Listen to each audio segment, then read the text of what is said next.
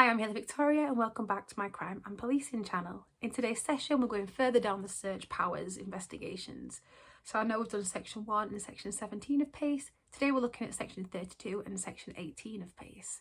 You're probably thinking, oh my god, will you stop with these numbers and the PACE Act? But I promise you, it all makes sense eventually. It's kind of like when you learn to drive, everything just kind of fits into place. I don't know if you learn to drive, but yeah, eventually it just clicks and you're like, oh yeah, that's what section 18 is. So it is important to remember that when you are searching someone's house or somebody themselves, it's super intrusive. So imagine if you were being searched yourself or your house was being searched, you'd feel kind of vulnerable. And it's, if you have got someone in your house you're searching, they're particularly vulnerable, just take extra care. We have a mnemonic, of course, there's a mnemonic, which is plan. So it's got to be proportionate, it's got to be lawful, you've got to have accountability, and it's got to be necessary. You've got to think or consider if there are any less intrusive ways of gaining what you want, like having a voluntary disclosure or something like that. It's also, you should remember that when you are searching someone's premises, you are engaging Article 8 of the Human Rights Act, which is respect of a right of a private family life, okay? That's Article 8 of the Human Rights Act that you are engaging when you are searching someone's premises. So we're going to start with section 32. Now section 32 is a search that you do after arrest, and that could be if you're searching a person or a premises, okay? So I will do a table when we've done all the powers and we'll see what's person, what's premises and what are both. Section 32 has both. You're searching a person and you are searching a premises, potentially. So I'm going to read, obviously, from legislation.gov.uk, because I like to make sure that you've got everything up to date. And let's have a look. There's been no known changes up to yesterday, which is nice. So I'm going to read this to you now, and that way you know you have got fresh information, because things do alter. We do adapt things and change things as other stuff comes into force. Okay, so search upon arrest. Remember that bit. So you've already arrested somebody. A constable may search an arrested person in any case where the person to be searched has been arrested at a place other than a police station. So if you search somebody at a police station, that's section 54 of PACE, okay? If a constable has reasonable grounds for believing that the arrested person may present a danger to himself or others. So the constable thinks, they're going to present a danger to themselves or others. They're not at a police station and they've been arrested. Simple, right? So a constable shall also have power in any such case to search the arrested person for anything which they might use to assist them to aid escape from lawful custody, or might be evidence relating to an offence. So that's those three things there, okay? So let's go from the beginning. You've got present a danger to himself or others, have any property on them, or might help them aid escape. That's what you're looking for. So if the offence which they've been arrested for is an indictable offence, so remember that word indictable, we looked at those three categories when you go to court: summary only, indictable / either way, or indictable only. Okay, so indictable means it could go either way, okay? I hope you remembered that bit, but if you've not, there you go. There's a little tidbit for you. So if the offence for which is being arrested is an indictable offence, so it could go into Crown Court depending, to enter and search any premises, there you go, which he was arrested or immediately before he was arrested for evidence relating to the offence. Okay, so if you see me on my doorstep, and say you arrest me on my doorstep, I'm coming out of my house, I've been there immediately before I've been arrested, you can go and search that premises. Equally, if I'm in there, you arrest me in there, you can search that premises. If you arrest me in the middle of town, you can't then go and search my house under section 32 of PACE, because I wasn't there immediately before arrest or at the time of arrest. Okay? Right, okay, moving on. So the power to search conferred by subsection 2 is only a power to search the extent that is reasonably required for the purpose of discovering any such thing or any such evidence. Okay, so subsection 2 was you're looking for anything which might use to assist them to escape from lawful custody, or which might be evidence relating to an offence. Okay, so if you are looking for someone for some, I don't know, stolen tractor tyres, you can't go looking in someone's bedside cabinet, because that's not proportionate, okay? That you're not supposed to be looking for that. You're not going to find a tractor tyre in someone's bedside cabinet unless they live in a mansion or something, or if it's a toy tractor tyre, which, why would you be looking for that anyway? Yes, yeah, so you're looking for the extent of the search, okay? Not going to find a bicycle in a Tupperware box, are you? Don't be looking in those places, because any evidence that you do seize may not be admissible in court. And then you might get a whole case kicked out, and then you're going to look really bad to the rest of your team. And also, you're affecting the integrity of the police force, and nobody wants to do that, okay? Moving on. The powers conferred by the section to search a person are not to be construed as authorising a constable to require a person to remove any of their clothing in public other than the outer coat, jacket or gloves. But you can search a person's mouth. Okay, so outer coat, jacket or gloves. So you can't be getting someone to take the kecks off in the middle of town. Okay. A constable may not search a person in the exercise of the power conferred to above unless there's reasonable grounds for believing that the person to be searched may have concealed on them anything of which a search is permitted under that paragraph. You've got to have reasonable grounds to believe, because if you don't, you can't do it. And remember how you form those grounds. Okay, that's another video. Keep scrolling and listening if you've not heard that one before. A constable may not search premises in the exercise of the power conferred by subsection 2 unless he has reasonable grounds for believing there is evidence for which a search is permitted under that paragraph on the premises. So you'll be looking for evidence in relation to the offence you've arrested him for there mainly. It goes on for a long time, this power, by the way. Insofar as the power of search conferred by subsection 2, brackets B, above relates to premises consisting of 2 or more separate dwellings, it is limited to a power to search. Okay, this is the important bit, never mind that bump. Any dwelling in which the arrest took place or in which the person arrested was immediately before their arrest.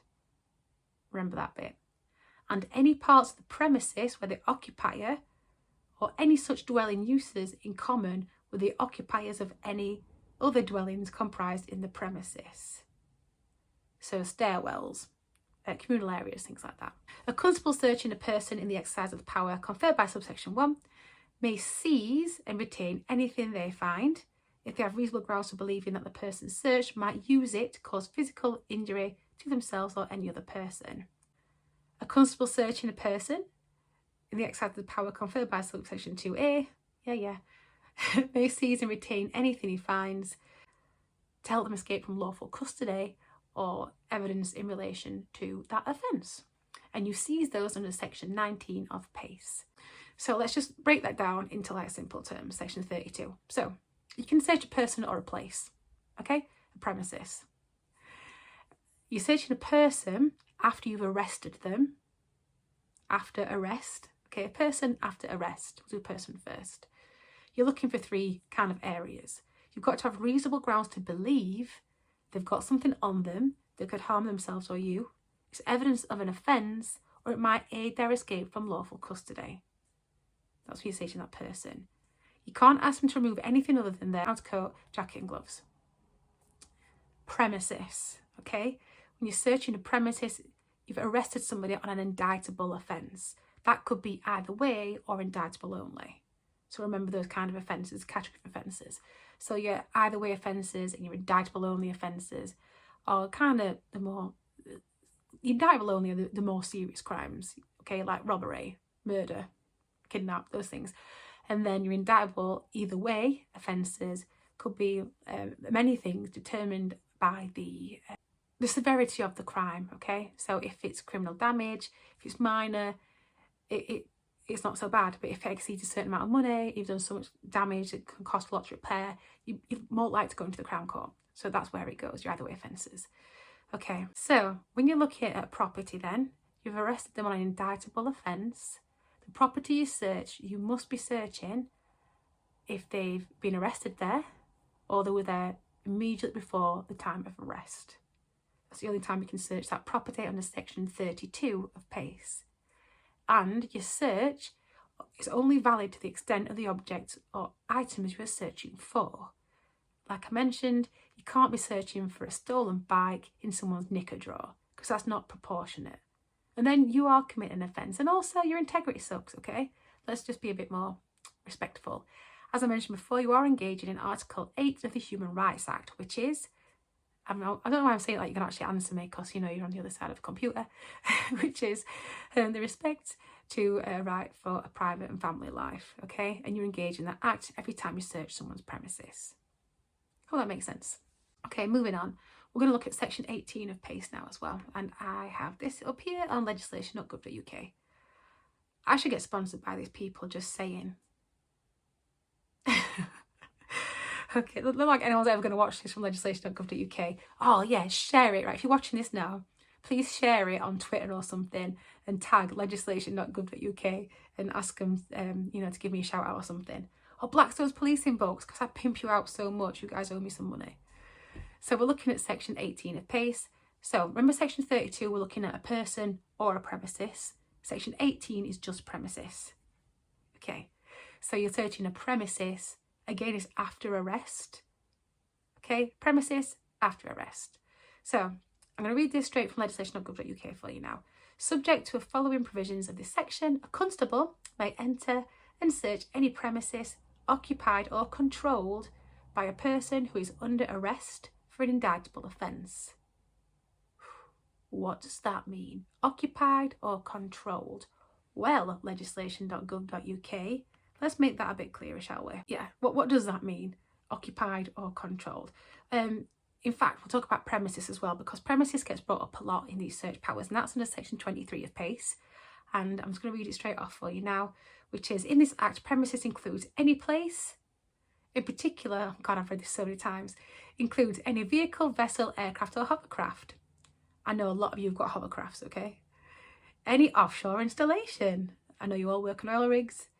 Any renewable energy installation, and you and your wind farms, and any tent or movable structure. That's premises in this act. Well, that's section 23 of PACE, and that's how it appears under section 18 as well. That's what they define as premises. So occupied and controlled is slightly different. So in terms of occupied, you might live there, work there, be there as a squatter or a tenant. And then controlled, you've got like an interest in that property. So it may be you're a landlord, you may own, you may rent, you may lease, there you go. You've got some kind of say in what happens in the property. That's occupied or controlled. So I'll go back to my definition now. So, subject to the following provisions of this section, a constable may enter and search any premises. So remember, vehicle, vessel, hovercraft, etc. Offshore installation, renewable energy source, any tent or movable structure. Occupied or controlled, so occupied, live, work, squat, a tenant. Controlled, you've got some kind of stake in that, so you might be the landlord, you may own it, you may rent it out, you've got some kind of invested interest in that property. So controlled by a person who is under arrest for an indictable offence. Indictable, again, that word's come up. So indictable, we're looking at either an either way offence or indictable only. I don't know why I do that with indictable only. So this is suspecting, okay, it's different to section 32. Suspecting that there is on the premises evidence other than items subject to legal privilege. So that relates to the offence or, and this is a good one, to some other indictable offence which is connected with or similar to that offence. So you're looking for, remember section 32, you were looking just for that offence. Now you're looking for that offence or some other indictable offence which is connected with it or similar to the offence. Thanks, section 18. So you may seize and retain anything for which they may search under subsection 1. The power to search conferred by section 1 is only a power to search to the extent that is reasonably required for the purpose of discovering such evidence. Again, yeah, that's self-explanatory. The thing with this one, section 18, is you need to get the permission of an inspector or above written for you to be able to go and do this search, the section 18 search, because as with the section 32, it's very invasive. But there is a bit of a get out of jail free card. You can do a retrospective section 18 search, which is an section 18 subsection 5, and that's where you get the inspector's permission retrospectively, but you do generally think you're going to get that permission, and the only reason you've not sought it before is because you're going to lose evidence if you don't do it. Okay, so it says under here, a constable may conduct a search under subsection 1 before the person is taken to a police station or released, and without obtaining an authorisation, if this following thing will tell you is satisfied, and that is that the presence of the person at the place other than the police station is necessary for the effective investigation of the offence, And if a constable conducts a search by virtue of this, he shall inform an officer of the rank of inspector or above that they've made that search as soon as practicable after they have made it. An officer who authorises this search or is informed of a search under that grounds has to make a record in writing on the grounds of the search and the nature of the evidence that was sought. It does say that if the person who is in occupational control of the premises at the time of the search is in police detention at the time the record is made, the officer shall make the record as part of the custody record. Let's just have a little quick comparison of those then. Section 32 and Section 18 both apply after arrest. Section 32 of PACE, you can search a person. Remember, you're looking for anything on them that can help aid their escape from lawful custody, anything on them that can harm themselves or you when you're trying to, arrest them and take them to custody. And any evidence in relation to the offence. If the offence is an indictable offence that they have been arrested for, you can then go and search their premises. The premises that they were at the time of arrest or immediately before they were arrested. Simple, right? Section 18 of PACE is where you search a premises. That's not a person search, that's a premises search. This is also after arrest, and you need to get an inspector or above's permission to go and do that search, unless under Section 18.5 you get that authorisation retrospectively, because you may lose evidence if you don't do the search immediately. Or you need that person to be with them who you've just arrested, okay? I hope that makes sense. As I've mentioned before, when you are searching someone's premises, you are engaging Article 8 of the Human Rights Act. And as such, when you mess about with the human rights, you can get yourself into a lot of hot water if you're not doing things properly. Remember to, swat up on your Blackstone's policing books, on the PACE Act and legislation.gov.uk. I appreciate it's kind of wordy, but really it's not. It's quite simple. It's person, place, this or that. And remember, when you are conducting these searches, under Section 32, you're limited to the extent of the thing you are looking for, okay? You're looking for evidence in relation to that particular offence. With Section 18, you are looking for that indictable offence or similar. And you wouldn't be looking for a bicycle in an underwear drawer. Didn't think I'd say that today. But yeah, thank you so much for tuning in. Please subscribe and share this channel to others you think might find it interesting, because that's cool. Stay safe, look after each other, and please don't commit any crimes.